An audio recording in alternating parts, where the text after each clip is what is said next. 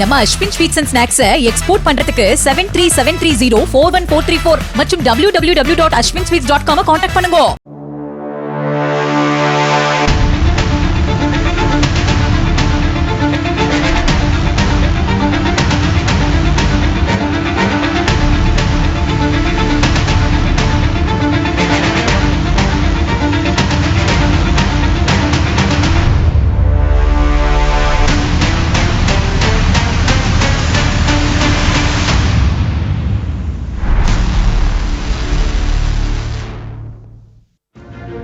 இரண்டாயிரத்தி 22ஆம் ஆண்டு தொடங்கிய ரஷ்யா உக்ரைன் போரை முடிவுக்கு கொண்டுவர உலக நாடுகள் எவ்வளவு முயற்சி செய்தும் இன்று வரை எந்த முடிவும் எட்டப்படவில்லை.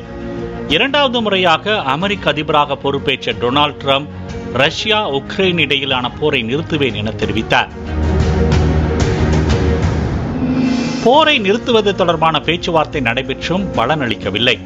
இதனைத் தொடர்ந்து போரை நிறுத்துமாறு ட்ரம்ப் ரஷ்யாவுக்கு 50 நாள் காலக்கெடு விதித்தார். பின்னர் அதனை 12 நாட்களாக குறைத்தார். இது குறித்து ரஷ்ய முன்னாள் அதிபரும் அந்நாட்டு பாதுகாப்பு கவுன்சிலின் துணைத் தலைவருமான திமித்ரி மெட்வதேவ் தனது எக்ஸ் தளத்தில் ட்ரம்பின் ஒவ்வொரு காலக்கெடுவும் போரை நோக்கி தள்ளும் நடவடிக்கை என பதிவிட்டார். இதனை பார்த்து கடுப்பான ட்ரம்ப் தனது ட்ரூத் சமூக வலைதள பக்கத்தில் திமித்ரி மெட்வதேவ் அத்துமீறி பேசி வருகிறார், எனவே ரஷ்யா அருகே 2 அணுசக்தி நீர்மூழ்கிகளை நிலைநிறுத்த உத்தரவிட்டுள்ளேன் என குறிப்பிட்டிருந்தார். அமெரிக்காவின் எந்த ஒரு பெரிய நடவடிக்கையும் டெட் எண்ட் நடவடிக்கையை தூண்ட வழிவகுக்கும் எனவும் அதன் பிறகு தாங்கள் பின்வாங்க மாட்டோம் எனவும் திமித்ரி மெட்வதேவ் எச்சரிக்கை விடுத்தார்.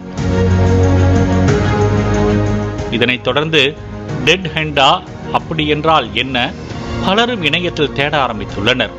டெட் எண்ட் என்பது 1980களில் உருவாக்கப்பட்ட சோவியத் யூனியன் காலத்து அணு ஆயுத கட்டளை மற்றும் கட்டுப்பாட்டு அமைப்பு.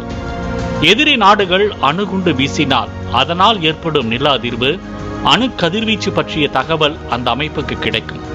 அதன் பிறகு தலைமை உத்தரவிட்டதும் குறிப்பிட்ட அந்த நாட்டின் மீது தனது தாக்குதலை நடத்தும். பொதுவாக அணு ஆயுத தாக்குதலுக்கு உத்தரவிடும் அதிகாரம் அதிபருக்கு மட்டுமே இருக்கும்.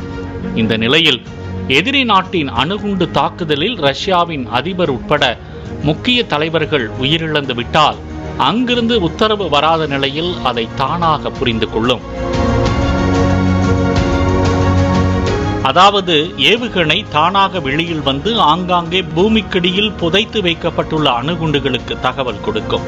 பின்னர் அவை தானாக செயல்பட்டு எந்த நாடு தாக்குதல் நடத்தியதோ அந்த நாட்டை குறிவைத்து தாக்குதல் நடத்தி துவம்சம் செய்துவிடும்.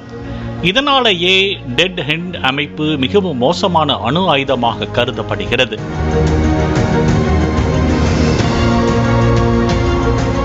அமெரிக்கா சோவியத் ரஷ்யா இடையே பனிப்போர் நடைபெற்ற போது அமெரிக்காவின் தாக்குதலில் தலைநகரமே அழிந்து அதிபர், ராணுவ தளபதி உள்ளிட்டோர் இறந்துவிட்டாலும் தன்னிச்சையாக இயங்கி பதிலடி கொடுப்பதற்காக சோவியத் ரஷ்யாவால் டெட் எண்ட் உருவாக்கப்பட்டது.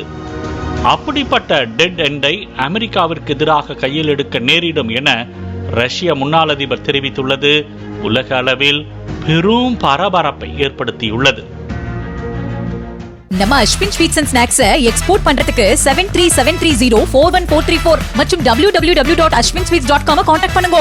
பிளே ஸ்டோர் மற்றும் ஆப் ஸ்டோரில் இருந்து பாலிமர் செயலியை QR கோடு மூலம் பதிவிறக்கம் செய்யுங்கள். செய்திகளை உடனுக்குடன் பெறுங்கள்.